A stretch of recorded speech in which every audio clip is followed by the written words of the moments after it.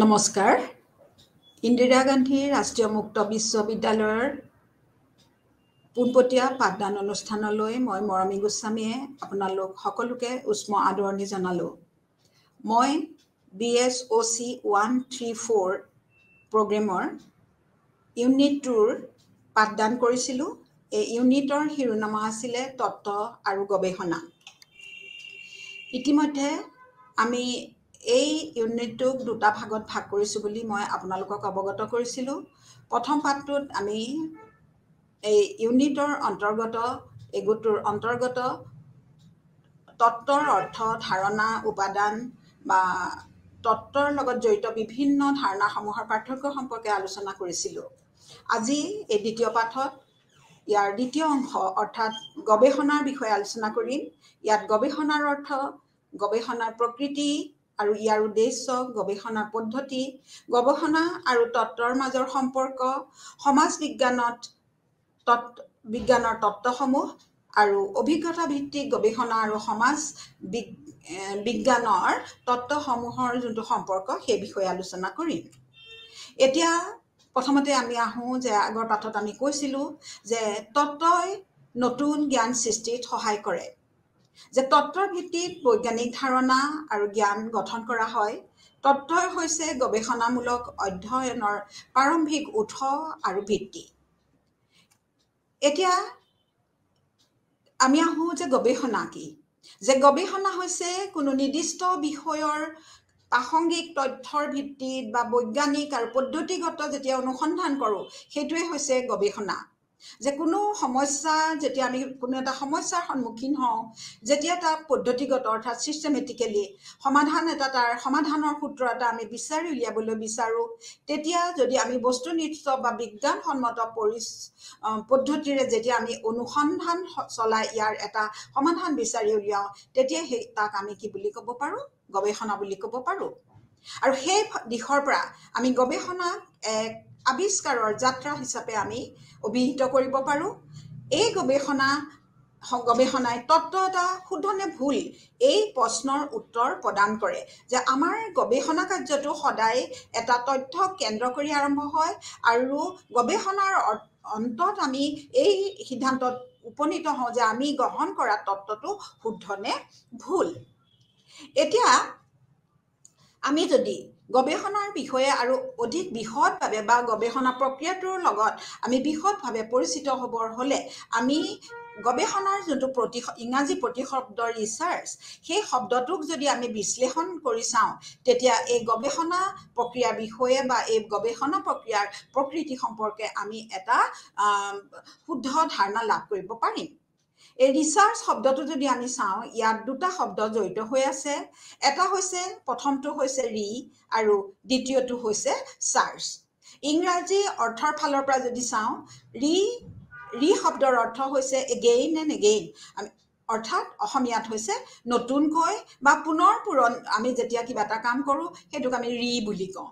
আৰু চাৰ্চ শব্দ হৈছে এনকুৱেৰী। যে ইংৰাজী যে চাৰ্চ শব্দৰ অৰ্থ হৈছে এনকুৱেৰী, আৰু এনকুৱেৰী মানে কি? গভীৰ বা সতৰ্কভাৱে যেতিয়া আমি কোনো কাৰ্য পৰীক্ষা কৰোঁ বা কোনো এটা অনুসন্ধান কৰোঁ, তেতিয়া তাক আমি কি বুলি ক'ব পাৰোঁ? চাৰ্চ বুলি ক'ব পাৰোঁ। গতিকে আমি যদি এই ৰি আৰু চাৰ্চক লগ কৰি পেলাই যদি আমি গৱেষণাৰ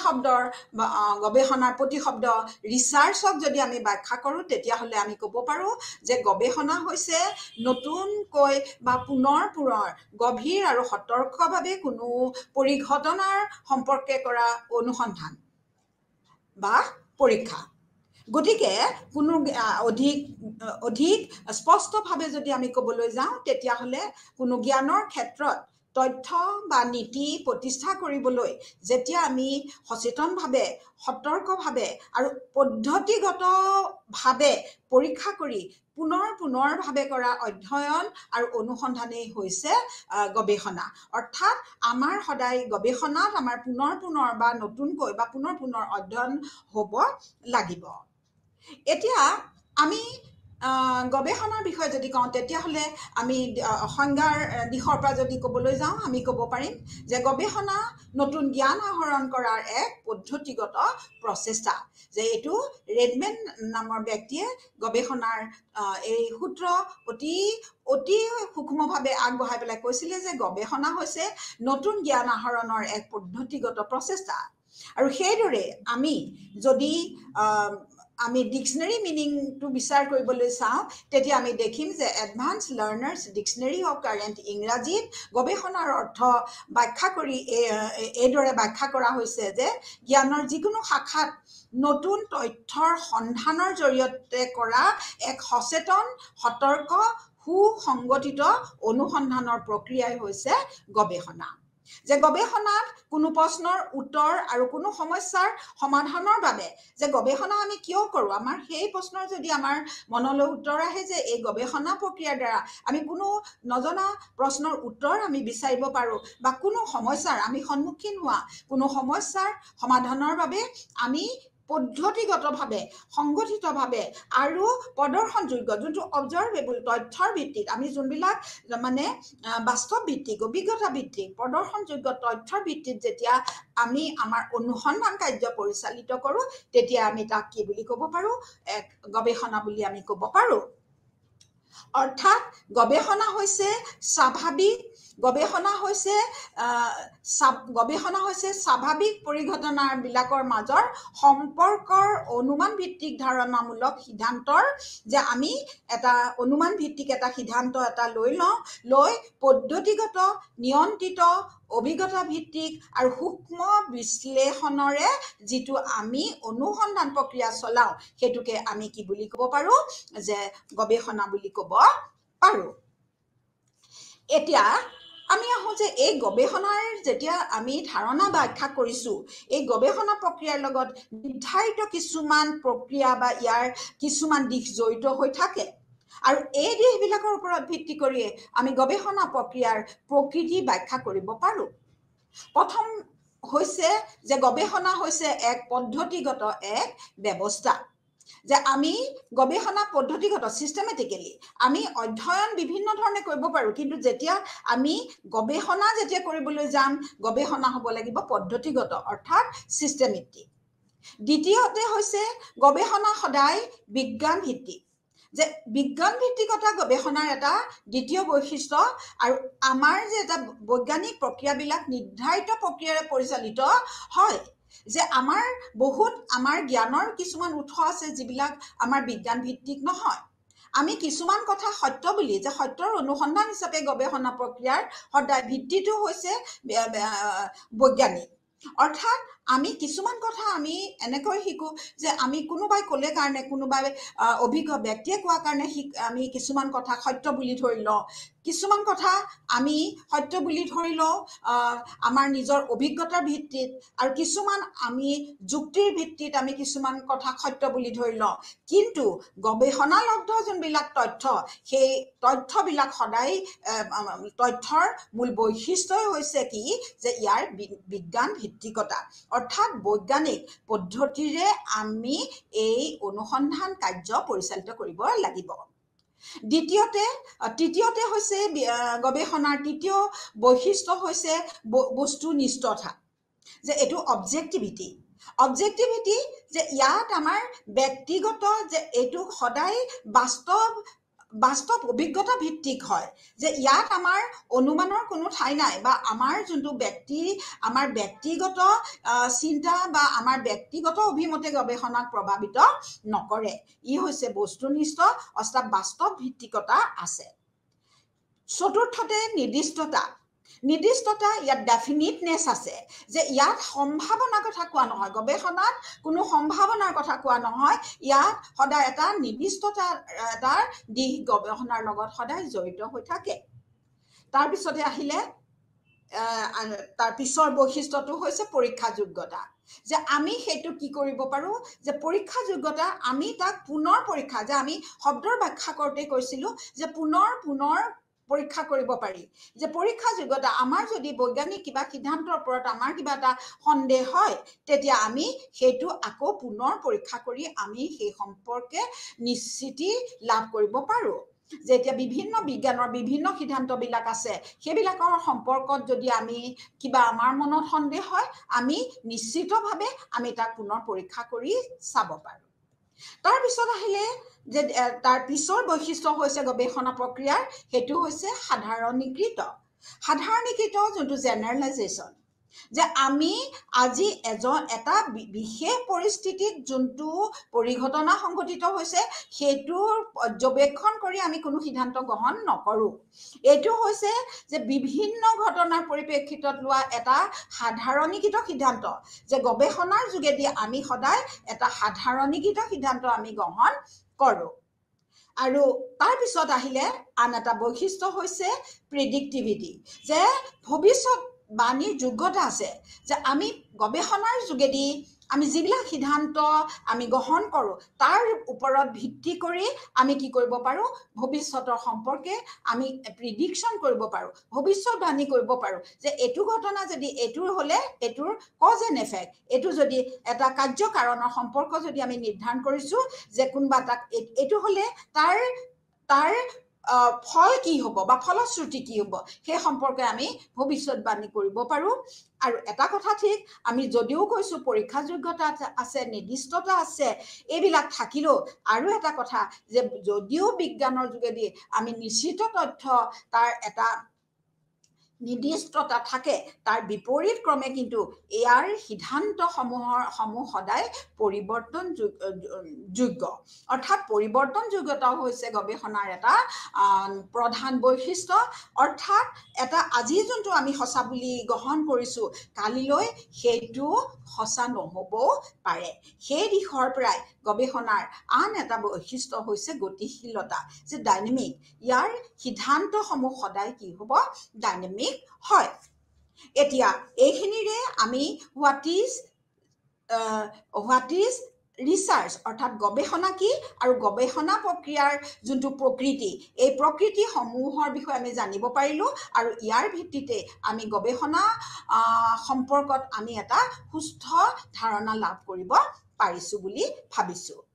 এতিয়া আহোঁ যে এই গৱেষণাবিলাক যে আমাৰ যোনবিলাক গৱেষণা কৰা হয় বিভিন্ন ক্ষেত্ৰত যে আমাৰ জ্ঞানৰ বিভিন্ন ক্ষেত্ৰত গৱেষণা কৰা হয় আৰু এই গৱেষণাবিলাক বিভিন্ন প্ৰকাৰৰ হয় এটা বিভিন্ন ভিত্তিৰ ওপৰত বিভিন্ন দিশৰ পৰা এই গৱেষণাবিলাকক বিভিন্ন ভাগত ভাগ কৰা হৈছে কিন্তু ইয়াতে যে এই আলোচনাৰ ক্ষেত্ৰত বেছি মূলতঃ দুটা ভিত্তিৰ ওপৰত গৱেষণাবিলাকক আমি ভাগ কৰিব পাৰোঁ এটা হৈছে উদ্দেশ্য ভিত্তিত আনটো হৈছে গৱেষণাত ব্যৱহৃত পদ্ধতি ভিত্তিত দুটা ভাগত ভাগ কৰা হৈছে আমি উদ্দেশ্যৰ ভিত্তিত আমি গৱেষণাক দুটা ভাগত ভাগ কৰিব পাৰোঁ এটা হৈছে মৌলিক গৱেষণা আৰু আনটো কি বুলি কোৱা হয় প্ৰয়োগমূলক গৱেষণা আৰু পদ্ধতিৰ ভিত্তিত আমি গৱেষণাক দুটা ভাগত ভাগ কৰিব পাৰোঁ এটা আৰোহী আৰু আনটোক অৱৰোহী এই সম্পৰ্কে আমি আৰোহী আৰু অৱৰোহীৰ এই ধাৰণা সম্পৰ্কে আমি তত্ত্বৰ ক্ষেত্ৰতে কিছু এই বিষয়ে আলোচনা কৰিছিলোঁ বহলাই আলোচনা কৰিছিলোঁ গতিকে আজিৰ এই আলোচনাত আৰোহী বা অৱৰোহী গৱেষণাৰ বিষয়ে আলোচনা কৰা নহয় আৰু ইয়াত মূলতঃ মৌলিক আৰু প্ৰয়োগমূলক যোনটো বেছিক ৰিচাৰ্চ বা যোনটো এপ্লাইড ৰিচাৰ্চ এই দুটাৰ বিষয়ে আলোচনা কৰা হ'ব এতিয়া আমি আহোঁ প্ৰথমে মৌলিক গৱেষণা কি যে মৌলিক গৱেষণাবিলাক কি যে যাক বিশুদ্ধ গৱেষণা বুলিও কোৱা হয় যে এই মৌলিক গৱেষণাবিলাক হৈছে যে এটা নিৰ্দিষ্ট উপযোগিতামূলক নহয় যে আমি আগতে কৈছোঁ যে গৱেষণা দুটা উদ্দেশ্যৰে কৰা হয় যে এটা হৈছে জ্ঞানৰ সৃষ্টি আৰু আনটো হৈছে আমাৰ কোনো সমস্যাৰ সমাধান গতিকে এই মৌলিক গৱেষণাবিলাক হৈছে কোনো নিৰ্দিষ্ট উপযোগিতামূলক নহয় বা আমি সন্মুখীন হোৱা কোনো ব্যৱহাৰিক সমস্যাৰ সমাধানৰ কাৰণে এই গৱেষণাবিলাক পৰিচালিত কৰা নহয় আৰু সেইকাৰণে মই আগতে উল্লেখ কৰাৰ দৰে ইয়াক কি বুলি কোৱা হয় বিশুদ্ধ গৱেষণা বুলি কোৱা হয় এতিয়া ই কেৱল নতুন চিন্তাক মানে তেতিয়াহ'লে এই মৌলিক গৱেষণাৰ কাম কি যে এই মৌলিক গৱেষণাৰ কাম হৈছে ই নতুন চিন্তাধাৰাক উদ্দীপিত কৰে আৰু ইয়াৰ মূল উদ্দেশ্যই হৈছে আমাৰ জ্ঞানৰ ৰাজ্যৰ সম্প্ৰসাৰণ কৰা আমাৰ জ্ঞানৰ সম্প্ৰসাৰণ হৈছে মৌলিক গৱেষণাৰ মুখ্য উদ্দেশ্য আৰু আমি যোনবিলাক নতুন যিবিলাক তত্ত্ব লাভ কৰোঁ নীতি বা আমি ধাৰণাৰ আমি যিবিলাক লাভ কৰোঁ বিভিন্ন ক্ষেত্ৰত সেইবিলাকৰ মূল ভিত্তিটোৱে হৈছে এই মৌলিক গৱেষণা এতিয়া গৱেষণাৰ যে ইয়াক আমি ক'ব পাৰোঁ ৰিচাৰ্চ ফৰ ৰিচাৰ্চ চেক যে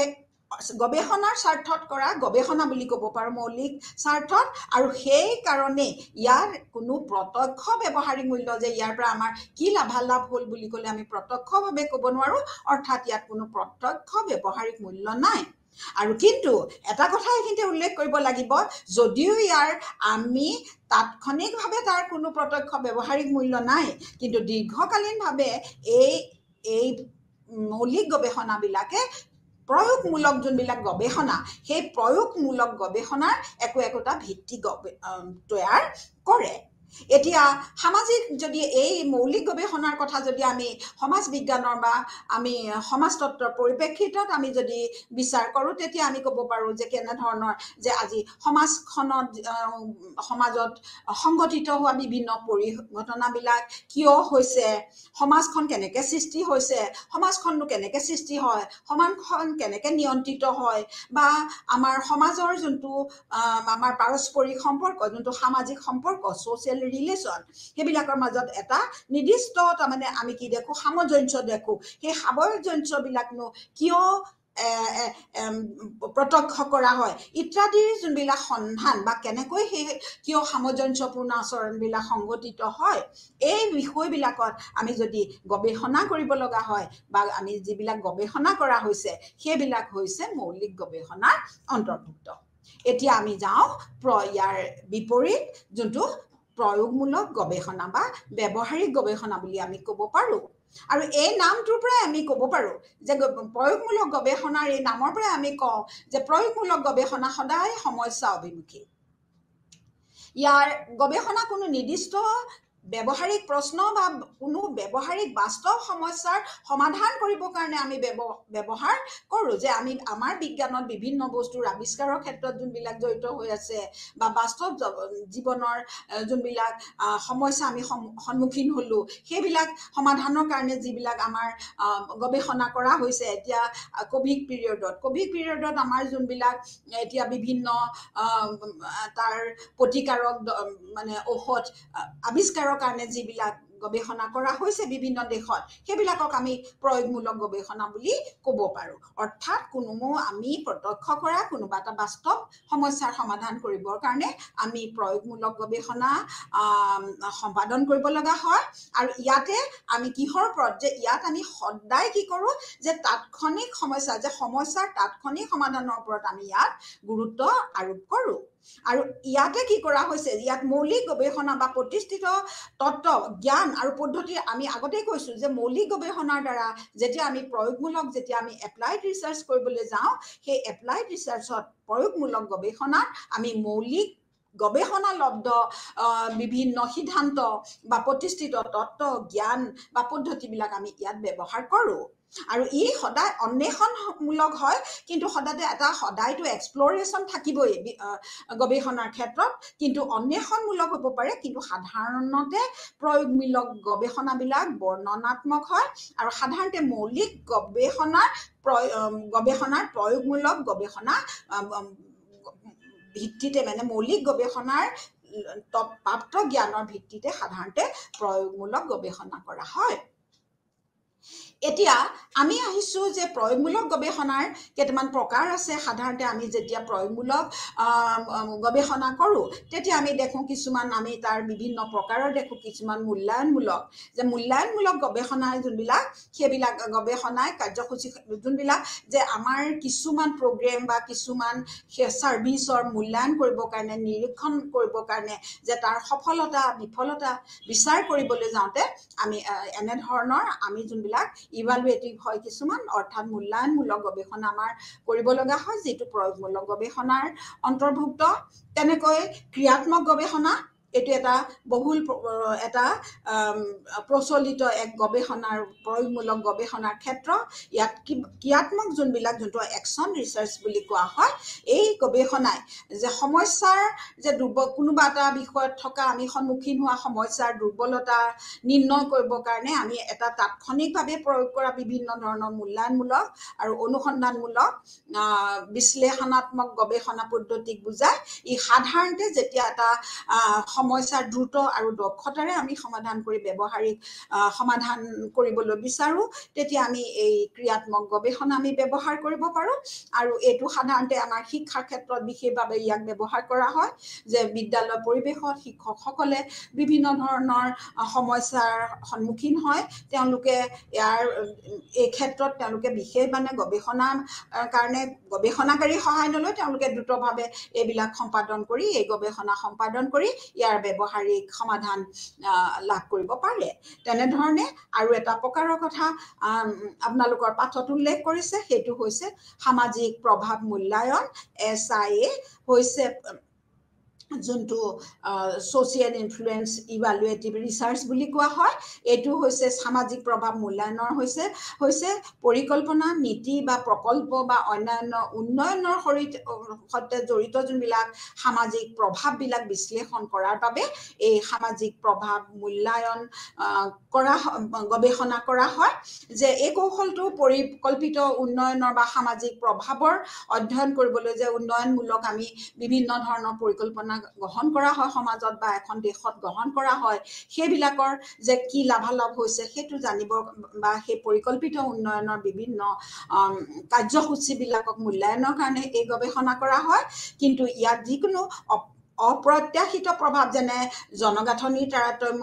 বা প্ৰাকৃতিক দুৰ্যোগ আদিৰ সামাজিক প্ৰভাৱ অধ্যয়ন কৰিবলৈও ব্যৱহাৰ যে যদিও আমি তেনেকৈ পৰিকল্পিত আঁচনিসমূহৰ ক্ষেত্ৰত প্ৰয়োগ কৰা হয় তথাপিও সামাজিক ক্ষেত্ৰত বিশেষভাৱে আমি সন্মুখীন হোৱা কিছুমান অপ্ৰত্যাশিত যিবিলাক প্ৰভাৱ যে আমাৰ জনগাঁথনিৰ তাৰতম্য হৈছে তাৰ কি প্ৰভাৱ হৈছে প্ৰাকৃতিক দুৰ্যোগ আদি হৈছে যে এতিয়া মই আকৌ উল্লেখ কৰিছোঁ সাম্প্ৰতিক যোনটো কভিড পৰিস্থিতি তাৰ পৰানো আমাৰ সমাজৰ ওপৰত কিনো প্ৰভাৱ পৰিলে সেইবিলাক কৰিবৰ কাৰণে সামাজিক প্ৰভাৱ মূল্যায়ন গৱেষণা কৰা হয় এতিয়া আমি এই দুই প্ৰকাৰ মৌলিক আৰু প্ৰয়োগমূলক গৱেষণাৰ আমি এটা ধাৰণা লাভ কৰিলোঁ এতিয়া যদি আমি সেইখিনি আমি সাৰাংশ হিচাপে যদি সিহঁত দুটাক তুলনা কৰি পেলাই এটা বিচাৰ কৰি চাওঁ তেতিয়াহ'লে আমি দেখিম যে মৌলিক গৱেষণাৰ উদ্দেশ্য হৈছে জ্ঞানৰ সংযোজন আৰু প্ৰয়োগমূলক গৱেষণাৰ উদ্দেশ্য হৈছে বৰ্তমানৰ যোনটো সমস্যাৰ সমাধানৰ কাৰণে আৰু সদায় মৌলিক গৱেষণাত সদায় আৱিষ্কাৰ আৰু উদ্ভাৱনৰ ওপৰত গুৰুত্ব দিয়া হয় কিন্তু প্ৰয়োগমূলক যোনবিলাক গৱেষণা তাত উদ্ভাৱনটো থাকে উদ্ভাৱন আৰু তাৰ প্ৰয়োগ সেই দুটা দিশ জড়িত হৈ থাকে আৰু সাধাৰণতে মৌলিক গৱেষণাবিলাক মোৰ একাডেমিক যে অধিক শৈক্ষিক বিধৰ হয় আৰু আনহাতে প্ৰয়োগমূলক গৱেষণাবিলাক হৈছে অধিক ব্যৱহাৰিক আৰু এটা আমি ক'ব পাৰোঁ সাধাৰণতে দেখা পাৰ্থক্য হিচাপে আমি ক'ব পাৰোঁ যে মৌলিক গৱেষণাবিলাক বিস্তৃত প্ৰকৃতিৰ গভীৰ প্ৰকৃতিৰ আৰু এইবিলাকৰ কাৰণে আমি মৌলিক গৱেষণাত বহুত এটা দীঘলীয়া সময়ৰ দৰকাৰো হ'ব পাৰে কিন্তু ভিত্তিক যোনবিলাক গৱেষণা সেইবিলাকৰ প্ৰকৃতি গভীৰ প্ৰকৃতি ইনডেপথ যায় যে এটা বিস্তৃত মানে এটা বহু দিন ধৰি থাকে আৰু ইয়াতে প্ৰয়োগমূলক যোনটো গৱেষণা সেইটোৱে নিৰ্ধাৰিত ক্ষেত্ৰত ইনডেপথ যায় তাৰ বেছি গভীৰ প্ৰকৃতিৰ হয় ডেপথটো বেছি আৰু ইয়াতে এক্সটেনশ্যনটো বেছি থকা দেখিবলৈ আমি পাওঁ এতিয়া আমি আহিলোঁ গৱেষণাৰ উদ্দেশ্যলৈ যে আমি গৱেষণা কি গৱেষণাৰ প্ৰকৃতি গৱেষণাৰ আমি বিভিন্ন প্ৰকাৰ হিচাপে দুটা মুখ্য প্ৰকাৰৰ বিষয়ে আমি আলোচনা কৰিলোঁ আৰু এতিয়া আহিলে গৱেষণাৰ উদ্দেশ্য গৱেষণাৰ সাধাৰণ উদ্দেশ্য হিচাপে মই আকৌ কৈছোঁ যে আগতে উল্লেখ কৰিছোঁ যে গৱেষণাৰ মুখ্য উদ্দেশ্যই হৈছে নতুন জ্ঞানৰ সৃষ্টিত সহায় কৰা বা কোনো প্ৰশ্নৰ উত্তৰ বা কোনো সমস্যাৰ সমাধান কৰা এই দুটা মুখ্য উদ্দেশ্য লৈ আমি গৱেষণা কাৰ্য সম্পাদন কৰোঁ কিন্তু সেই হ'লেও ইয়াৰ কিছুমান বিশেষ ক্ষেত্ৰ আছে যে এটা সমস্যাৰ অন্বেষণ কোনো পৰিঘটনাৰ সৈতে পৰিচিত অন্তৰ্দৃষ্টি লাভৰ উদ্দেশ্যে কৰা হয় ইয়াত সমস্যাক গভীৰভাৱে অধ্যয়ন কৰা হয় যে আমি এই ক্ষেত্ৰত আমি কি বুলি ক'লো যে গৱেষণাৰ মানে আমি উদ্দেশ্যটো যদি আমি চাওঁ তেতিয়াহ'লে আমি দেখিম যে ইয়াতে ইয়াৰ উদ্দেশ্য হৈছে প্ৰথমটো হৈছে অন্বেষণ এক্সপ্ল'ৰ কৰা কোনো পৰিঘটনাৰ সৈতে আমি অন্তৰ্দৃষ্টি লাভৰ উদ্দেশ্যে কৰা অধ্যয়ন আৰু ইয়াক সমস্যাক গভীৰভাৱে ইয়াতে অধ্যয়ন কৰা হয় এইটো হৈছে প্ৰথম উদ্দেশ্য দ্বিতীয়তে সমস্যাৰ বৰ্ণনা যে ডেছক্ৰিপশ্যন বা বৰ্ণনাৰ কাৰণেও আমাৰ গৱেষণা কাৰ্য সম্পাদন কৰা হয় যে গৱেষণামূলক অধ্যয়নৰ উদ্দেশ্য হৈছে কোনো পৰিঘটনাক বা কোনো এটা বিশেষ পৰিস্থিতিক সঠিকভাৱে বাস্তৱ বৰ্ণনামূলক এটা ব্যাখ্যা আগবঢ়াবৰ কাৰণে আমি গৱেষণা কাৰ্য সম্পাদন কৰোঁ এইটো হৈছে গৱেষণাৰ আন এটা উদ্দেশ্য অন্বেষণৰ পিছতে ইয়াৰ ডেছক্ৰিপশ্যন বা সমস্যাৰ কোনো বৰ্ণনা বা বিৱৰণ আৰু তাৰপিছত হ'ল তৃতীয়টো বা ডেছক্ৰিপশ্যনৰ পিছতে আহিলে এক্সপ্লেনেশ্যন যে ব্যাখ্যা যে গৱেষণাৰ আন এটা উদ্দেশ্য হৈছে যে গৱেষণাই কোনো বিশেষ পৰিঘটনাক কেনেকৈ বা কিয় সংঘটিত হৈছে সেইটো নিশ্চিত কৰিব পাৰে আৰু ভৱিষ্যতৰ সম্ভাৱনা নিৰ্ণয় কৰিব পাৰে আৰু ইয়াক কাৰণ যোনটো ইয়াতে কজ এণ্ড ইফেক্ট কাৰ্য আৰু কাৰণৰ যোনটো সম্পৰ্ক সেইটোৰ অনুসন্ধান হিচাপেও আমি সেই দিশৰ পৰা গৱেষণাক বৰ্ণনা কৰিব পাৰোঁ অৰ্থাৎ গৱেষণা যদিও বেলেগ বেলেগ প্ৰত্যেক ক্ষেত্ৰত যে আমি যি ক্ষেত্ৰত বিভিন্ন ক্ষেত্ৰত আমি যিবিলাক গৱেষণা কাৰ্য সম্পাদন কৰোঁ সেইবিলাকৰ বিশেষ উদ্দেশ্যৰ দ্বাৰা সদায় পৰিচালিত হয় আৰু কিন্তু আমি সাধাৰণভাৱে চালে ইয়াৰ মুখ্য উদ্দেশ্য দুটাই এটা হৈছে নতুন জ্ঞান সৃষ্টি আৰু কোনো সমস্যাৰ সমাধান বা কোনো নজনা প্ৰশ্নৰ উত্তৰ লাভ কৰিবৰ কাৰণে আমি গৱেষণা কাৰ্য সম্পাদন কৰোঁ আৰু ইয়াৰ যদি বিশেষ উদ্দেশ্যবিলাক আমি সামগ্ৰিকভাৱে বিচাৰ কৰোঁ এইটো প্ৰথমটোতে আমি ক'লোঁ এক্সপ্ল'ৰেশ্যন যোনটো আমি অন্বেষণ কৰোঁ অনুসন্ধান কৰোঁ যে কোনোবা এটা পৰিঘটনাৰ যে এটা অন্তৰ্দৃষ্টি লাভৰ কাৰণে দ্বিতীয়তে বৰ্ণনা কৰিবৰ কাৰণে আৰু ব্যাখ্যা এটা তাৰ এক্সপ্লেনেশ্যন অৰ্থাৎ কাৰ্যকাৰণৰ কজ এফেক্ট ৰিলেশ্যনশ্বিপ বৰ্ণনা কৰিবৰ কাৰণে আমি গৱেষণা কাৰ্য সম্পাদন কৰোঁ এতিয়া আহিলে আমি গৱেষণা পদ্ধতি আমাৰ স্বাভাৱিকতে হয় যে আমি গৱেষণা কাৰ্য এটা অপৰিহাৰ্য এটা দিশ বৰ্তমান জ্ঞানৰ সম্প্ৰসাৰণৰ ক্ষেত্ৰত গৱেষণা এক অপৰিহাৰ্য দিশ এতিয়া আমাৰ মনলৈ অহা প্ৰশ্নটোৱে হৈছে গৱেষণা কেনেকৈ আমি সম্পাদন কৰিম যে আমি গৱেষণা কাৰ্য এটা কৰিবলৈ যাওঁতে যে প্ৰথম ইয়াৰ কিছুমান নিৰ্ধাৰিত স্তৰৰ মাজেদি আমি অগ্ৰসৰ হ'ব লাগিব যে আগতেই আমি উল্লেখ কৰিছোঁ এইটো হৈছে এটা পদ্ধতিগত প্ৰক্ৰিয়া গৱেষণা আৰু ইয়াত নিৰ্ধাৰিত পদ্ধতি অনুসৰি আমি গৱেষণা কাৰ্যত অগ্ৰসৰ হ'ব লাগিব কিন্তু জ্ঞানৰ বা সমস্যাৰ প্ৰকৃতি অনুযায়ী এই স্তৰসমূহৰ ইফাল সিফাল হ'ব পাৰে কিন্তু সাধাৰণভাৱে যদি আমি ক'বলৈ যাওঁ আমি এটা গৱেষণা প্ৰণালীৰ এক নিৰ্ধাৰিত ক্ৰম আছে এতিয়া প্ৰথমে আমি কি কৰিব লাগিব সমস্যাৰ বাছনি কৰা যে গৱেষণাৰ কৰিবলৈ যাওঁতে আমি কেনেকৈ আমি গৱেষণা আৰম্ভ কৰিম যে আমি যেতিয়া কোনোবা এটা সমস্যাৰ আমি সন্মুখীন হৈছোঁ বা কোনোবা এটা প্ৰশ্ন আমাৰ মনত উদয় হৈছে যিটোৰ উত্তৰ আমাৰ হাতত নাই যিটোৱে আমাৰ মনত সমস্যাৰ সৃষ্টি কৰিছে সেই তেনেকুৱা এটা ক্ষেত্ৰত সেইটো বাছনি কৰিব লাগিব যে সেই ক্ষেত্ৰ আমি প্ৰথমে বাছনি কৰি ল'ব লাগিব যে সমস্যামূলক পৰিস্থিতিটো আমি চিলেক্ট কৰিব লাগিব আৰু তাৰপিছতে আমি কি কোনটো ক্ষেত্ৰত আমি গৱেষণা কৰিম সেই আমি সন্মুখীন হোৱা সমস্যাৰ পৰিপ্ৰেক্ষিতত আমি নিৰ্ধাৰিত সমস্যা বাছনি কৰি ল'ব লাগিব দ্বিতীয়তে হৈছে যে আমি সমস্যা বাছনি কৰাৰ ভিতৰত আমি যেটা পদ্ধতিগত দিশত অগ্ৰসৰ হ'বৰ কাৰণে আমি দ্বিতীয় স্তৰত আমি কি কৰিব লাগিব যে আমি তাৰ এটা হাইপথেচিছ অৰ্থাৎ এটা আমি অনুমান কৰি ল'ব লাগিব যে আমি এটা অনুমান যদি আমি সেই সমস্যাটোৰ সমাধান সম্পৰ্কৰ এটা ধাৰণা বা সিদ্ধান্ত আনুমানিক সিদ্ধান্ত আমি গ্ৰহণ কৰিব অনুমান ভিত্তিক সিদ্ধান্ত ল'ব লাগিব আৰু তাৰ এটা বিবৃতি এটা ষ্টেটমেণ্ট এটা কৰিব লাগিব যে এটা যে আমি সমস্যাৰ সন্মুখীন হ'লোঁ আৰু তাৰ ভিত্তিত তাৰ যোনটো তাৰ কাৰণ হিচাপে বা তাৰ যোনটো তাৰ উৎস হিচাপে এটা আমি কেনেকৈ আমাৰ এটা সিদ্ধান্ত আমি এটা অনুমান কৰি ল'ব লাগিব সমস্যাৰ উৎস হিচাপে যে এইটো কাৰণে এইটো হয় এনেধৰণৰ অনুমান ভিত্তিক এটা সিদ্ধান্ত আমি গ্ৰহণ কৰি আমি তাক বিবৃতি আকাৰে প্ৰস্তুত কৰিব লাগিব যে সেইটো কি বুলি কোৱা হয় যে ষ্টেটিং দি হাইপথেচিছ আমি এটা হাইপথেচিছ তৈয়াৰ কৰিলোঁ তাৰপিছত হাইপথেচিছৰ ওপৰত বেছ কৰি আমি কি কৰিব লাগিব গৱেষণাৰ এটা নক্সা আমি বা এটা ডিজাইন কৰিব লাগিব যে ডিজাইনটোত বিভিন্ন দিশ জড়িত হৈ থাকে গৱেষণাৰ ডিজাইনৰ লগত ইয়াত বিস্তৃতভাৱে আলোচনা কৰিবলৈ নোৱাৰি কিন্তু তথাপি আমি এটা কথা কৈছোঁ যে তাত বিভিন্ন দিশ সামৰি লোৱা হয় আৰু সেই দিশবিলাক সামৰি লৈ পেলাই গৱেষণাৰ নক্সা যে তাত আমি কাৰ ওপৰত গৱেষণা কৰিম কেনেকৈ কৰিম কি পদ্ধতিৰে কৰিম এই সকলো দিশ ইয়াত এটা সামগ্ৰিকভাৱে বিচাৰ কৰি গৱেষণাৰ নক্সা প্ৰস্তুত কৰা হয় আৰু সেই নক্সাৰ ওপৰত ভিত্তি কৰি উপযুক্ত আহিলা বা পদ্ধতিৰে আমি কি কৰিব লাগিব তথ্য সংগ্ৰহ কৰিব লাগিব তথ্যসমূহ সংগ্ৰহ কৰিলোঁ কৰাৰ পিছত সেই সংগৃহীত তথ্যবিলাকক বিশ্লেষণ কৰিব লগা হয় আৰু এই ক্ষেত্ৰত কেতিয়াবা কোডিং কৰিব লগা হয় বা বিভিন্ন ধৰণৰ আছে যে কেতিয়াবা আমি প্ৰত্যক্ষভাৱে আমি সংখ্যাত্মক তথ্য পাওঁ কেতিয়াবা আমি গুণগত তথ্য লাভ কৰোঁ যিয়েই নহওক আমি যিখিনি তথ্য পালোঁ সেইটোত আমি প্ৰয়োজন বোধে আমি তাক কোডিং কৰিব লাগিব আৰু সেইবিলাকক আমি বিশ্লেষণ কৰিম আৰু সেই বিশ্লেষণৰ অন্তত অনুমান পৰীক্ষা কৰিবলৈ তথ্যক আমি ইণ্টাৰপ্ৰিট কৰিম যে বিশ্লেষণৰ ভিত্তিত আমি আমাৰ যোনটো ইণ্টাৰপ্ৰিটেশ্যন আমি সংগৃহীত তথ্যৰ তাৎপৰ্য আমি বিশ্লেষণ কৰিম আৰু তাৎপৰ্য বিশ্লেষণৰ ওপৰত আমি গ্ৰহণ কৰা যোনটো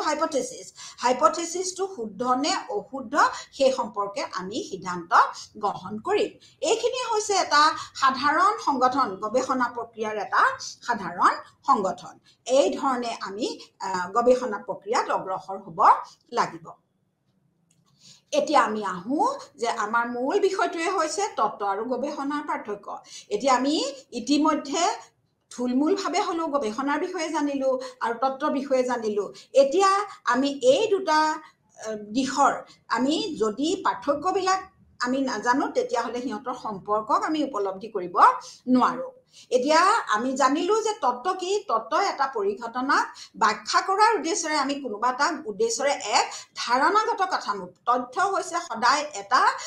কনচেপচুৱেল ষ্ট্ৰাকচাৰ আৰু ই এক সাধাৰণীকৃত ধাৰণা দিয়ে কোনো এটা পৰিঘটনাৰ ব্যাখ্যা প্ৰদান কৰে আমাৰ এটা ধাৰণা দিয়ে বা সেইটোৰ এটা ব্যাখ্যা দাঙি ধৰে কিন্তু গৱেষণা এই ক্ষেত্ৰত গৱেষণা হৈছে এক অধ্যয়ন যি নতুন জ্ঞানৰ সৃষ্টি কৰে আৰু ই জ্ঞানৰ সম্প্ৰসাৰণত আমাৰ উপায় কৰে যে আমাৰ অকল এটা কনচেপচুৱেল ফ্ৰেমৱৰ্ক এটা বনোৱাটোৱেই আমাৰ গৱেষণাৰ কাম নহয় আমাৰ হৈছে জ্ঞানৰ সম্প্ৰসাৰণ কৰে আৰু নতুন জ্ঞানৰ সৃষ্টি কৰে তত্ত্ববোৰে ধাৰণাগত সেই ফালৰ পৰা আমি কওঁ তত্ত্বৰ কামবিলাক হৈছে ধাৰণাগত স্তৰত যে কাম কৰে তত্ত্ব কাৰণে আমি কোনো পৰ্যবেক্ষণ কৰিব লগা নহয় বা যুক্তিৰ ওপৰত এইবিলাকৰ ক্ষেত্ৰত আমি লজিক ইউজ কৰিব পাৰোঁ যুক্তি ব্যৱহাৰ কৰিব পাৰোঁ কিন্তু আমি পৰ্যবেক্ষণ নকৰিলেও হয় আমি যুক্তিৰ ওপৰত ভিত্তি কৰি ধাৰণাগত স্তৰত আমি তত্ত্ববিলাক গঠন কৰিব পাৰোঁ আনহাতেদি গৱেষণা হৈছে অভিজ্ঞতা ভিত্তিক বা পৰ্যবেক্ষণৰ পৰ্যায়ত কাম কৰে যে গৱেষণাত সদায় কি হ'ব ইম্পিৰিকেল এভিডেন্স আমাক লাগিবই আমি কিবা এটা বিষয় পৰ্যবেক্ষণ নকৰাকৈ আমি কোনো গৱেষণালব্ধ আমি জ্ঞান লাভ কৰিব নোৱাৰোঁ আৰু সেই ফালৰ পৰা তত্ত্বৰ কোনো বৈজ্ঞানিক প্ৰমাণ থাকিবও পাৰে কেতিয়াবা থাকে আৰু কেতিয়াবা নাথাকিবও পাৰে কাৰণ যিকোনো আমি হ'ল অনুমানৰ ভিতৰত কৰোঁ তত্ত্ব যে এটা অনুমানটোৰ এটা যৌক্তিক ভিত্তি থাকিব পাৰে কিন্তু এইটো অনুমানৰ ভিতৰত হয় কিন্তু গৱেষণা সদায় কি হ'ব লাগিব প্ৰমাণ ভিত্তিক হ'ব লাগিব আমি যদি এটা বৈজ্ঞানিক সিদ্ধান্ত গ্ৰহণ কৰিছোঁ গৱেষণাৰ যোগেদি তাৰ এটা প্ৰমাণ এটা থাকিব লাগিবই গতিকে এইখিনি হৈছে তত্ত্ব আৰু গৱেষণাৰ পাৰ্থক্য এতিয়া আমি আকৌ যদি উভতাকে চাওঁ দেখিলোঁ যে পাৰ্থক্য যদিও আছে ইহঁতৰ সম্পৰ্ক কি যে তত্ত্ব আৰু গৱেষণাৰ মাজত এটা দুমুখীয়া সম্পৰ্ক আছে যে তত্ত্ব সাধাৰণতে গৱেষণাৰ ফল আৰু ধাৰাবাহিক গৱেষণাৰ ফলত এটা তত্ত্বৰ সৃষ্টি হয় যে আমি এটা তত্ত্বৰ যদি আমি তত্ত্ব এটাক শুদ্ধ বুলি গ্ৰহণ কৰিবলৈ যাওঁতে আমি গৱেষণা কৰিব লাগিব আৰু ধাৰাবাহিক গৱেষণাৰ ফলত এটা তত্ত্বৰ সৃষ্টি হয় যে গৱেষণাই পদ্ধতিগত আৰু বস্তুনিষ্ঠ পদ্ধতিৰে প্ৰদৰ্শনযোগ্য যোনবিলাক মানে অবজাৰ্ভেবল ফেক্ট থাকে তথ্য থাকে সেইবিলাকক পৰ্যবেক্ষণ কৰিলে বিশ্লেষণ কৰি সেইবিলাকক তথ্যৰ দিশলৈ লৈ যায় আৰু এই ক্ষেত্ৰত তথ্যই আমাক কি কৰে প্ৰিডিকশ্যন কৰে যে তথ্য যোনটো থিয়ৰিবিলাকে আমাৰ ভৱিষ্যতবাণী কৰে কিন্তু গৱেষণাই ভৱিষ্যত যে তথ্যই কৰা ভৱিষ্যতবাণীটো শুদ্ধ নে অশুদ্ধ সেই সম্পৰ্কে পৰীক্ষা কৰে আৰু তত্ত্বই গৱেষণাক এক উদ্দেশ্য আৰু এক উৎস প্ৰদান কৰে কিন্তু এই কথা ঠিক যে তত্ত্ব নোহোৱাকৈ আমি কেতিয়াও গৱেষণা কৰিব নোৱাৰোঁ যে গৱেষণাইহে তত্ত্বক এটা উৎস যে এটা source of research is the theory এতিয়া আমি সেইকাৰণে সেই যিহেতু চ'ৰ্চটো হৈছে তত্ত্ব গতিকে গৱেষণা কাৰ্যত আমাক কি লাগিব তত্ত্ব হৈছে এক অপৰিহাৰ্য চৰ্ত যে আমি আগতেই কৈছোঁ যে আমি আগৰ ক্লাছত মই পৰিমাণগত আৰু গুণগত মানে তথ্যৰ কথা কৈছিলোঁ যে তেতিয়া আমি কৈছোঁ যে পৰিমাণগত আৰু গুণগত সকলো ধৰণৰ গৱেষণাৰ তাত্ত্বিক এটা ভিত্তি আমি যিয়েই নকৰোঁ যোনটো ধৰণৰে আমি ৰিচাৰ্চ নকৰোঁ তাত আমাৰ এটা তাত্ত্বিক ভিত্তি থাকিব লাগিব আৰু গৱেষণাৰ অকল এটা পৰ্যায়তে নহয় বিষয়বস্তু নিৰ্বাচনৰ পৰা সিদ্ধান্ত গ্ৰহণলৈকে গৱেষণাৰ সকলো পৰ্যায়তে তত্ত্ব এক প্ৰাসংগিক তত্ত্ব সদায় প্ৰাসংগিক হৈ থাকিব আৰু তত্ত্বই অনুমানৰ সৃষ্টি কৰে আৰু যোনবিলাক আমি গৱেষণাৰ দ্বাৰা পৰীক্ষা কৰিব পাৰোঁ তত্ত্বই ভৱিষ্যতবাণী কৰে বা এটা প্ৰসংগ এটা ৰেফাৰেঞ্চ দিয়ে আমাক আৰু নতুন বা ভৱিষ্যতৰ গৱেষণাৰ সৃষ্টি কৰিব পাৰে যিটো ৰেফাৰেঞ্চত আমি ভৱিষ্যতে আমি সেই তত্ত্বটোৰ ওপৰত ভিত্তি কৰি লৈ আমি গৱেষণা কৰিব পাৰোঁ আৰু সাধাৰণতে যে আমাৰ তত্ত্বই গৱেষণাক যে প্ৰথম আমি গৱেষণাৰ প্ৰক্ৰিয়াত এটা কথা কৈছিলোঁ যে গৱেষণা প্ৰক্ৰিয়াত আমি সমস্যা নিৰ্বাচনৰ পিছতে আমাক কিহৰ দৰকাৰ হয় এটা হাইপথেচিছ বা এটা হাইপথেটিকেল এটা ষ্টেটমেণ্ট আমাক দৰকাৰ হয় কিন্তু সেই হাইপথেটিকেল যোনটো অনুমান যোনটো মানে হাইপথেচিছ সেইটো আমি তত্ত্বৰ ওপৰত ভিত্তি কৰি আমি গ্ৰহণ কৰোঁ সেই হাইপথেচিছটো আৰু সেইটোৱে আমাৰ গৱেষণাৰ কাৰণে আমাক পথ প্ৰদৰ্শন কৰে এতিয়া আমি আহোঁ যে তত্ত্ব আৰু অভিজ্ঞতা ভিত্তিক গৱেষণা যে সাধাৰণতে আমাৰ সামাজিক গৱেষণাৰ ক্ষেত্ৰত যদি আমি সেইটো কনটেক্সত আমি বিচাৰ বিবেচনা আমি কৰি চাওঁ সাধাৰণতে সমাজৰ কিছুমান পৰিঘটনা ব্যাখ্যাৰ বাবে তত্ত্বৰ ব্যৱহাৰ কৰা হয় ছ'চিয়েল ৰিচাৰ্চ থিয়ৰী বুলি যদি আমি কওঁ যে এই থিয়ৰীবিলাক কি যে এই থিয়ৰীবিলাক হৈছে যে আমাৰ সমাজত আমি দেখি থকা যিবিলাক পৰিঘটনা সামাজিক পৰিঘটনা যোনবিলাক ফেনমেনা সেইবিলাকক ব্যাখ্যা কৰিবৰ কাৰণে আমি এই সামাজিক তত্ত্ববিলাক ব্যৱহাৰ কৰোঁ আৰু সমাজ বিজ্ঞানত তত্ত্বই আমাক এই তত্ত্ববিলাকে আমাৰ জ্ঞানক সমাজ সম্পৰ্কে লাভ কৰা বা সামাজিক আচৰণ সম্পৰ্কে লাভ কৰা বিভিন্ন জ্ঞানক সংগঠিত কৰাত আমাক তত্ত্ববিলাকে সহায় কৰে আৰু আমাৰ যে তত্ত্ববিলাকে আমাৰ জ্ঞানৰ ক্ষেত্ৰত থকা যোনটো গেপ জ্ঞানৰ যোনটো ব্যৱধান বা সীমাবদ্ধতা যে জ্ঞানৰ ক্ষেত্ৰত যোনখিনি সীমাবদ্ধতা আছে অৰ্থাৎ গেপ আছে সেইবিলাক আমাৰ কাৰণে অধিক প্ৰকট কৰি তুলিব পাৰে এতিয়া সমাজ বিজ্ঞানত আমি তত্ত্ব আৰু অভিজ্ঞতা ভিত্তিক গৱেষণাৰ যোনটো আন্তঃ সম্পৰ্কৰ ভিত্তিত যদি আমি আলোচনা আগবঢ়াই নিবলৈ যাওঁ যে সাধাৰণতে আমি এই ক্ষেত্ৰত এটা কথা দেখিম যে মেথডলজি যে প্ৰথমে আমাৰ এটা কথা ক'ব লাগিব যে এটা মেথডলজি যে গৱেষণাৰ যোনটো পদ্ধতি বিচাৰি উলিওৱাত আমাক তত্ত্বই সহায় কৰে আৰু আনহাতে তত্ত্বই যে গৱেষণা পদ্ধতিও তত্ত্বৰ বিকাশত মানে আমাক সহায় কৰিব পাৰে যে ইহঁতৰ মাজত মই কৈছোঁ দুমুখীয়া সম্পৰ্ক যে মেথডলজিৰ ক্ষেত্ৰত আমি দেখিছোঁ যে মেথডলজি কি ৰিচাৰ্চৰ ক্ষেত্ৰত মেথডলজি হৈছে কিছুমান লজিকেল প্ৰচিডিউৰ যে ইয়াৰ লজিকেল প্ৰচিডিউৰ আমাৰ পদ্ধতিগত কিছুমান প্ৰক্ৰিয়া আমি গৱেষণা কাৰ্য চলোৱাৰ ক্ষেত্ৰত ব্যৱহাৰ কৰা হয় ইয়াৰ ভিতৰতে ৰিচাৰ্চ ডিজাইন সোমাই থাকে আমি নেচাৰত এইটো যোনটো ডিডাকশ্যন অফ মানে হাইপথেচিছ এইখিনিও তাতে সন্নিৱিষ্ট হৈ থাকে কিন্তু আমি হাউ টু টেষ্ট হাইপথেচিছ এইটো আমি গৱেষণাৰ বা ৰিচাৰ্চ মেথডলজিৰ পৰা আমি লাভ কৰিব পাৰোঁ যে কেনেকৈ আমি এটা যে হাইপথেচিছটো গ্ৰহণ কৰিছোঁ তাক আমি কেনেকৈ আমি পৰীক্ষা কৰিম সেইটো আমি ৰিচাৰ্চ মেথডলজিৰ পৰা আমি লাভ কৰিব পাৰিম কিন্তু ক'ৰ পৰা আমি সেই হাইপথেচিছটো বা অনুমানটো ক'ৰ পৰা আমি লাভ কৰিম সেইটো লাভ কৰিবৰ কাৰণে আমাক কিহৰ এটা থিয়ৰী দৰকাৰ হয় যে থিয়ৰীৰ ওপৰত ভিত্তি কৰি আমি সেই অনুমানটো ধৰি লৈছোঁ আৰু ৰিচাৰ্চ মেথডলজিৰ যে উপযুক্ত ৰিচাৰ্চ মেথডলজিয়ে সেই থিয়ৰীটো পৰীক্ষা কৰাত আমাক সহায় কৰিছে গতিকে যে আমাক কি কৰে যে আমাক গাইড কৰে যে মেথডলজিয়ে গাইড কৰে কি কৰিবৰ কাৰণে গাইড এণ্ড এছেছ যে মূল্যায়ন কৰিবৰ কাৰণে বা নিৰ্দেশনা দিবৰ কাৰণে থিয়ৰিটিকেল এণ্ড ইম্পিৰিকেল যোনটো আমাৰ ইনকুৱেৰী আমি কৰোঁ যে এটা গৱেষণা কৰোঁতে আমাক দুটা বস্তুৱেই লাগিব এটা theoretical aspect and other is the empirical aspect এই দুটা আমি ঠিক কৰাৰ ভিতৰত আমাক মেথডলজিয়ে সহায় কৰে অৰ্থাৎ সেই মেথডলজিয়ে থিয়ৰীক সহায় কৰিলে তেনেধৰণে থিয়ৰীয়ে কি কৰিলে যে আমাৰ নিৰ্ধাৰিত গৱেষণা পদ্ধতি বিচাৰি উলিওৱাত আমাক সহায় কৰে দ্বিতীয়তে হৈছে যে জেনেৰেল ছ'চিয়েল অৰিয়েণ্টেশ্যন এটাৰ ক্ষেত্ৰতো আমাক তত্ত্ব আৰু অভিজ্ঞতা ভিত্তিক গৱেষণাৰ আমি এটা সম্পৰ্ক দেখিবলৈ পাওঁ যে যোনটো সাধাৰণ সমাজ বিজ্ঞানসন্মত এটা অভিমুখিতা আমি যেতিয়া গ্ৰহণ কৰিবলৈ যাওঁ তেতিয়াও এই দুটা তত্ত্ব আৰু অভিজ্ঞতা ভিত্তিক গৱেষণাৰ আমি সমাজ বিজ্ঞানত বিশেষকৈ এটা সম্পৰ্ক আমি দেখিবলৈ পাওঁ এতিয়া সাধাৰণতে গৱেষণা যেতিয়া আমি এটা অভিজ্ঞতা ভিত্তিক যোনটো ইম্পিৰিকেল আমি ৰিচাৰ্চ কৰোঁ তেতিয়া আমি সাধাৰণতে কজ এণ্ড এফেক্ট কাৰ্য কাৰণৰ দিশটোৰ ওপৰত আমি অধিক গুৰুত্ব প্ৰদান কৰোঁ কিন্তু আমি সেইটোত আমি তাৰ কাৰণে আমি কি কৰিব লগা হয় cause and effect relationship study কৰিবলৈ যাওঁতে আমাক কিহৰ দৰকাৰ হয় হাইপথেচিছ বা নিৰ্ধাৰিত অনুমান ভিত্তিক এটা সিদ্ধান্ত আমি গ্ৰহণ কৰিব লগা হয় কিন্তু সেইটোত কেনেকৈ এৰাইভ কৰিম আমি সেইটো আমি কেনেকৈ লাভ কৰিম সেইটো আমি বিচাৰি উলিওৱাৰ ক্ষেত্ৰত আমাক তত্ত্বৰ সমূহে সহায় কৰে এতিয়া তাৰ পিছতে আহিলে যে সমাজ বিজ্ঞানৰ মই বিশেষ এইটো সমাজ বিজ্ঞানৰ পৰিপ্ৰেক্ষিতত তত্ত্ব আৰু অভিজ্ঞতা ভিত্তিক গৱেষণাৰ বিষয়ে আলোচনা কৰি আছোঁ তাৰ পিছতে আন এটা দিশ হৈছে এই দুটাৰ সম্পৰ্কৰ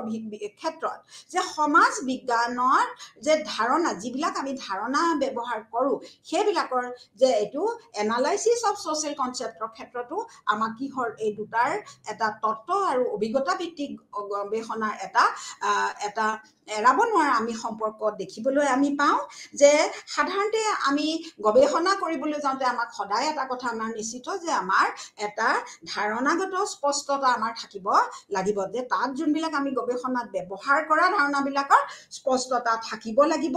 আৰু সেই স্পষ্টতা আমি পাব পাৰোঁ থিয়ৰীৰ পৰা আৰু তেনেধৰণে আমাৰ ৰিচাৰ্চটোৱে কি কৰা হৈছে ৰিচাৰ্চে কি কৰে যে এটা কোনবিলাক দিশত আমি সেই ধাৰণা গঠনৰ ক্ষেত্ৰত কোনবিলাক দিশ অৱজ্ঞা কৰা হৈছে বা কোনবিলাক দিশ উপযুক্তভাৱে সেই ধাৰণাটো গঠন কৰিছেনে নাই সেই দিশটোত যদি আমি ফ'কাছ কৰিবলৈ যাওঁ তেতিয়াহ'লে আমি কি কৰা হৈছে যে কনচেপচুৱেল এনালাইচিছৰ ক্ষেত্ৰত আমাক কি কৰা হৈছে ইম্পিৰিকেল ৰিচাৰ্চ যোনটো অভিজ্ঞতা ভিত্তিকবিলাক আমি এনালাইচিছ অফ কনচেপ্টত আমাক কিহৰ দৰকাৰ হয় যে আমাক গৱেষণাৰ অভিজ্ঞতা ভিত্তিক গৱেষণাৰ প্ৰয়োজন হয় এতিয়া আহিলে পোষ্ট ফেক্টাম সমাজ বিজ্ঞানসন্মত ব্যাখ্যা দাঙি ধৰিবৰ কাৰণেও আমাক এই কৰাৰ ক্ষেত্ৰতো সমাজ বিজ্ঞানত তত্ত্ব আৰু অভিজ্ঞতাৰ ভিত্তিক গৱেষণাৰ আমি এটা সম্পৰ্ক দেখিবলৈ পাওঁ এতিয়া এই ক্ষেত্ৰত আমি এটা ক'ব পোষ্ট ফেক্টাম সমাজ বিজ্ঞানসন্মত ব্যাখ্যা যে পোষ্ট ফেক্টাম ছ'চিয়লজিকেল ইণ্টাৰপ্ৰিটেশ্যন যে আমি যে সমাজ বিজ্ঞানত যেতিয়া আমি তথ্য কিছুমান সংগ্ৰহ কৰিলোঁ কৰি পেলাই তাক ব্যাখ্যা কৰিলোঁ কিন্তু সেই ব্যাখ্যাবিলাক যে সেই তথ্যৰ ভিত্তিত নতুন তাৎপৰ্য আমি কিছুমান লাভ কৰোঁ সেই লাভ কৰোঁ কেনেকৈ কৰোঁ কাৰ যোগেদি আমি এটা তত্ত্ব এটা গঠন কৰি লৈ পেলাই আমি এটা ধাৰণা গঠন কৰিলোঁ তথ্যৰ সংগ্ৰহৰ এটা ব্যাখ্যা আমি তাৰ ওপৰত এটা ব্যাখ্যা আগবঢ়ালোঁ কিন্তু সেই ব্যাখ্যাটো কি কৰা হৈছে যে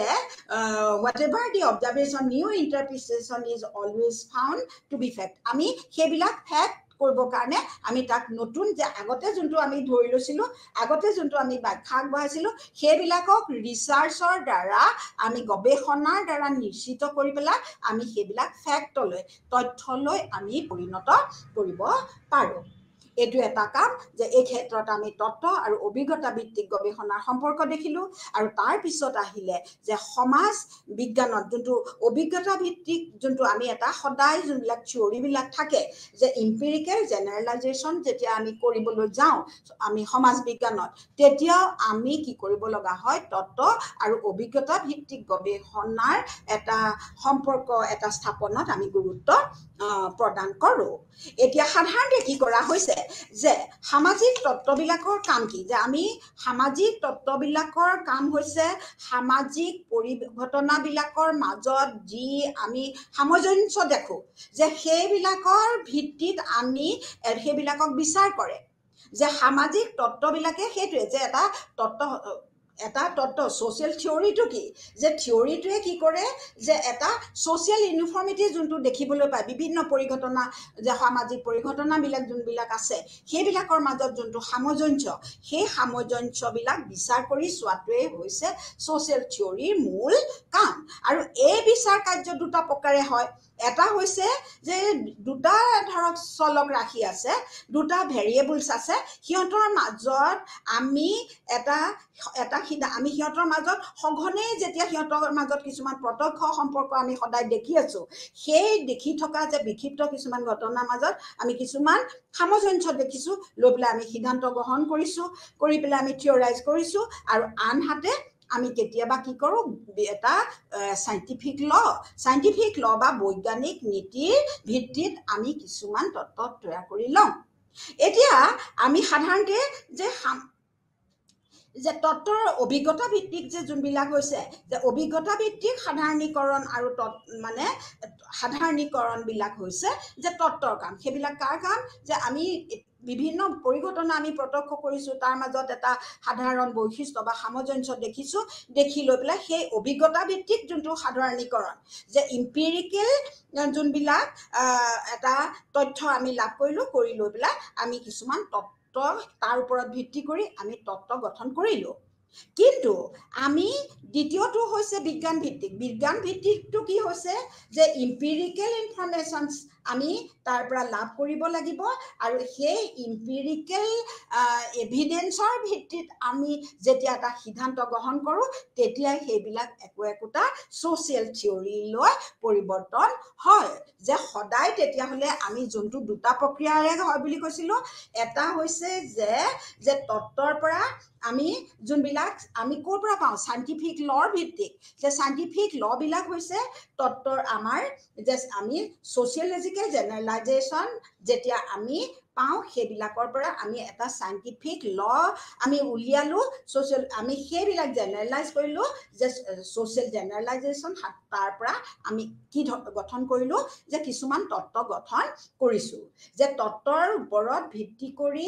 আমি কিছুমান জেনেৰেলাইজেশ্যন কৰোঁ যে আগতে কৰিলোঁ যে অভিজ্ঞতাৰ ভিত্তিত আমি দেখিলোঁ যে বিভিন্ন ঘটনা তাৰ ওপৰত প্ৰত্যক্ষ কৰি লৈ পেলাই আমি কৰিলোঁ সেইবিলাক প্ৰিপজিশ্যনৰ ওপৰত ভিত্তি কৰি পেলাই আমি কৰিলোঁ আৰু কেতিয়াবা আমি তত্ত্বৰ ভিত্তিত কিছুমান জেনেৰেলাইজ কৰোঁ আৰু তেতিয়াই সেইটো কি বুলি কোৱা হয় ছ'চিয়েল থিয়ৰি বুলি কোৱা হয় অৰ্থাৎ ছ'চিয়েল থিয়ৰিয়ে এই দিশটোৰ ওপৰত গুৰুত্ব দিয়ে এতিয়া বৈজ্ঞানিক নীতিৰ অভাৱত কেতিয়াবা কি হয় তত্ত্ব অভিজ্ঞতা ভিত্তিক মাজত যে এই দুটাৰ মাজত পাৰ্থক্য অভিজ্ঞতা ভিত্তিক যোনটো আমি সিদ্ধান্ত তত্ত্ব আৰু যোনটো বৈজ্ঞানিক তত্ত্ব সেইটোৰ পাৰ্থক্য হৈছে এইটো আমি তত্ত্বৰ ওপৰত ভিত্তি কৰি সিদ্ধান্ত লৈছোঁ আনটো অভিজ্ঞতা ভিত্তিৰ ওপৰত সিদ্ধান্ত কৰি আমি সিদ্ধান্ত গ্ৰহণ কৰিছোঁ গতিকে এতিয়া সাধাৰণতে সমাজ বিজ্ঞানৰ তত্ত্বৰ ক্ষেত্ৰত আমি যৌক্তিক যোনবিলাক লজিকেল যোনবিলাক আমাৰ চৰ্ত কিছুমান ক্ৰাইটেৰিয়াবিলাকৰ সাধাৰণতে আমি অভাৱ দেখিবলৈ পাওঁ আৰু অভিজ্ঞতা ভিত্তিক সাধাৰণীকৰণৰ ভিত্তিতে আমি সাধাৰণতে কিছুমান সিদ্ধান্ত সাধাৰণীকৰণ কৰি লৈ পেলাই আমি সিদ্ধান্তবিলাক ইম্পিৰিকেল ৰিচাৰ্চৰ যোগেদিয়ে আমি কিছুমান সাধাৰণ ধাৰণাত উপনীত হওঁ আৰু সেইকাৰণে কি কৰা হৈছে যে এটা এটা আমি সেইবিলাকৰ পৰা আমি এই ক্ষেত্ৰত এটা উদাহৰণ মই দিলে এই ক্ষেত্ৰত এইটো সমাজতত্বৰ এজন সমাজতত্ব বা সমাজ ছচিয়লজিৰ লগত জড়িত এটা বিশেষ নাম হৈছে দুৰ্খেমে সমাজৰ বিভিন্ন দিশত আত্মহত্যা সম্পৰ্কীয় অধ্যয়ন কৰিছিলে আৰু সেইটোৰ ব্যাখ্যা কৰিবলৈ যাওঁতে তেওঁ এটা উদাহৰণ দাঙি ধৰিছিলে যে কেনেকৈ আমাৰ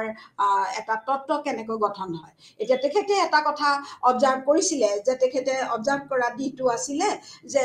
যোনবিলাক আছিলে প্ৰটেষ্টাণ্ট আৰু কেথলিকসকলৰ মাজত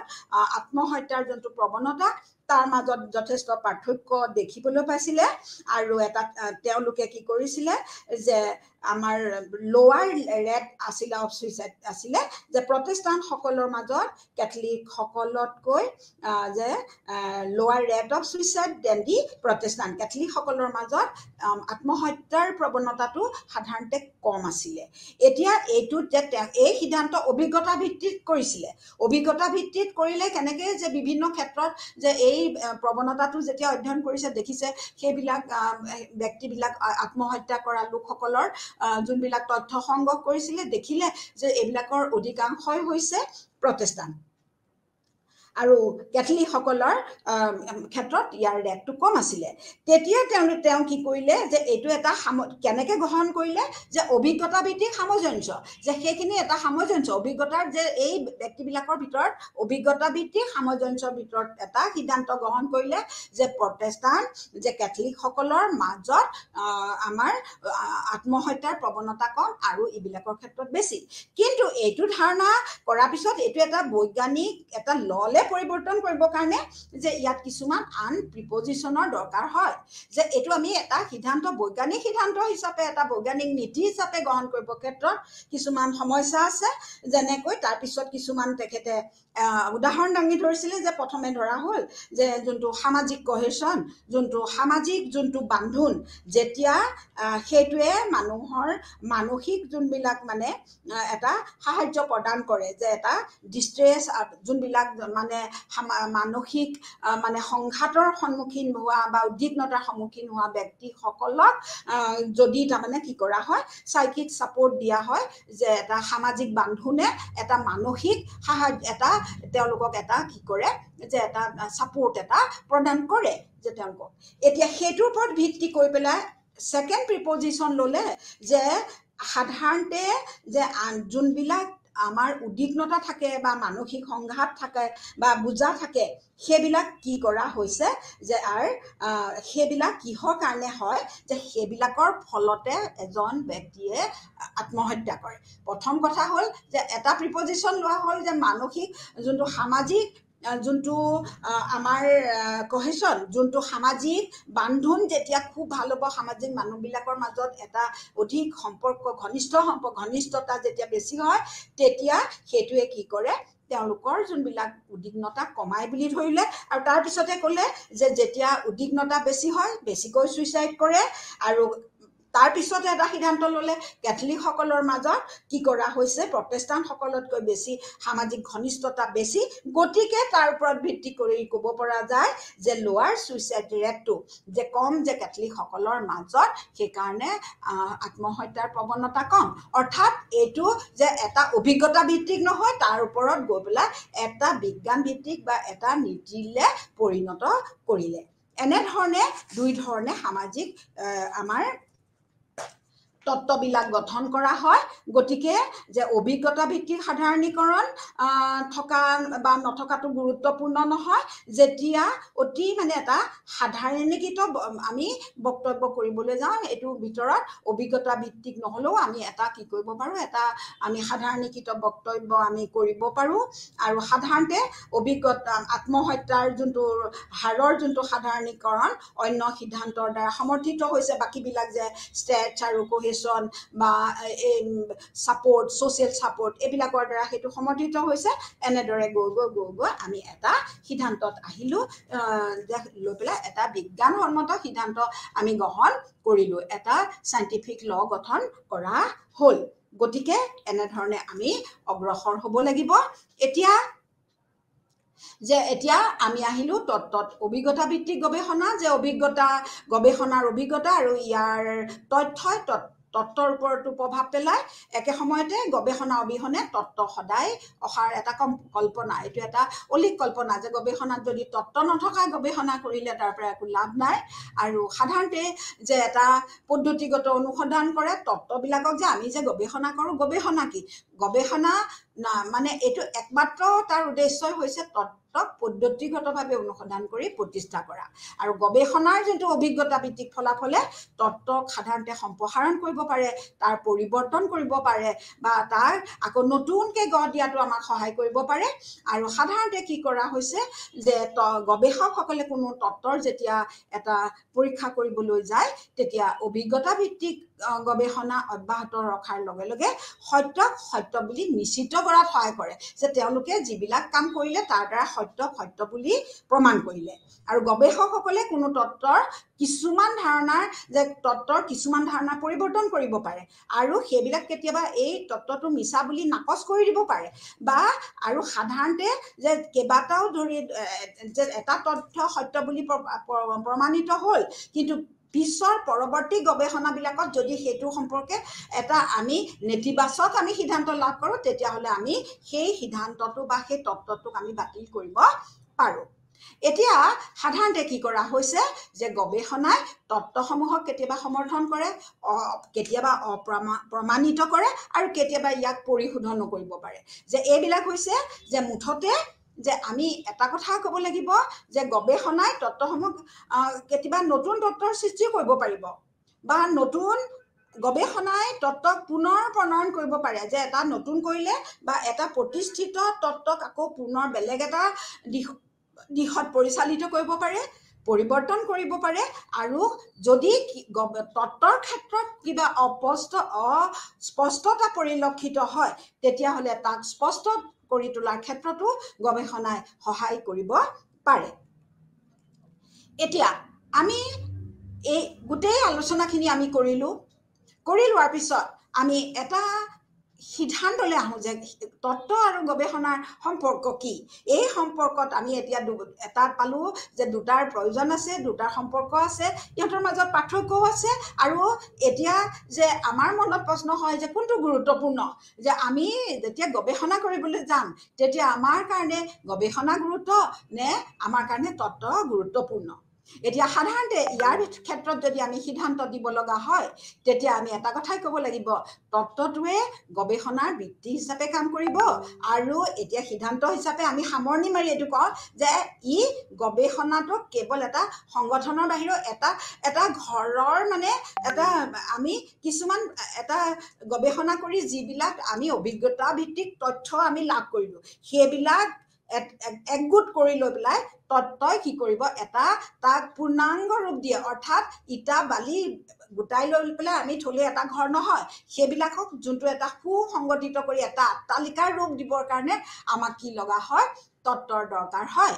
আৰু সেইকাৰণে আমি কি কওঁ তত্ত্বই গৱেষণাক সুস্থতা যে তাৰ সুস্থতা দিয়ে এটা আত্মা প্ৰদান বুলি কয় যে আমাৰ গৱেষণা কাৰ্যৰ আত্মা হৈছে আমাৰ যোনবিলাক তত্ত্ব আৰু তত্ত্ব অবিহনে কোনো অধ্যয়নবিলাক যে এতিয়া যে এটা কাইটবিলাক যে ফুল নথকা গোলাপ ফুলৰ গছজোপা যেনেকুৱা এইটো এটা কোট এটা আছে যে এইবিলাক হৈছে যে আমি গছডাল থাকিলে নহ'ব তাৰপৰা কাইটবিলাক আছে ফুল নাই তেনেকুৱা হ'লে আমাৰ কেতিয়াও নহ'ব গতিকে গোলাপ নোহোৱা কাইট থকা এজোপা গছ লৈ পৰিণত হ'ব যদি আমি তত্ত্ব অবিহনে আমি গৱেষণা কাৰ্য সম্পাদন কৰোঁ আৰু আমাৰ মানে তত্ত্বৰ ওপৰত ভিত্তি কৰিয়েই গৱেষণাৰ যোনটো আন্তঃগাঁথনি বা অধিগাঁথনি নিৰ্মাণ কৰা হয় আৰু সাধাৰণতে যে আমাৰ যে এটা তত্ত্বটোৱে এটা আমাৰ ৰিচাৰ্চটো হৈছে এটা স্কেলিটন অৰ্থাৎ কংকালটো আৰু মাংসপিণ্ডবিলাকেৰে আমাৰ সুন্দৰ দেহটো সজোৱাৰ ক্ষেত্ৰত যিটো হয় সেইটো হৈছে আমাৰ সেইবিলাক কোনে যোগান ধৰে তত্ত্বই যোগান ধৰে যে তাত যোনবিলাক আমি এই যে মূৰ্তি বনাওঁতে প্ৰথমতে যোনটো খেৰৰ জুমুঠি বনাই থয় তাত ধুনীয়াকৈ মাটিৰ লিপি সাজ পোছাক পিন্ধাই পেলাই সুন্দৰ মূৰ্তি কৰাৰ দৰে তত্ত্বই সেইবিলাক বিষয় যোগাৰ ধৰি গৱেষণা অতি সুন্দৰ কৰি তোলে তত্ত্বই গৱেষণাৰ বিষয়ক আৰম্ভণিৰ পৰা শেষলৈকে ৰং আৰু সৌন্দৰ্য প্ৰদান কৰে আৰু তত্ত্ব অবিহনে কোনো ক্ষেত্ৰতেই গৱেষণা সম্ভৱ হ'ব নোৱাৰে আৰু শ্ৰেষ্ঠ তত্ত্ব গৱেষণাৰ এক সুদৃঢ় ভেটিৰ ওপৰত নিৰ্মিত আৰু শ্ৰেষ্ঠ গৱেষণা শক্তিশালী তাত্ত্বিক গাঁথনি জ্ঞানৰ দ্বাৰা সৃষ্টি হয় আৰু সেইকাৰণে দুটাৰ মাজত এক অবিচ্ছেদ্য সম্পৰ্ক আছে আৰু এটা বাদ দি আমি আনটোৰ কথা চিন্তা কৰিব নোৱাৰোঁ। গৱেষকসকলে যেতিয়াই যিকোনো ধৰণৰ অধ্যয়ন বা গৱেষণা গ্ৰহণ কৰে তেতিয়াই তেওঁলোকে তাত্ত্বিক দিশটো সদায় বিচাৰ কৰি চাব লাগিব, অন্যথা এইটোৰ পৰা আমি এটা ভাল গৱেষণা লাভ কৰিবৰ কাৰণে তেতিয়াহ'লে আমি তাত্ত্বিক দিশটো বিশেষ বিচাৰযোগ্য, নহ'লে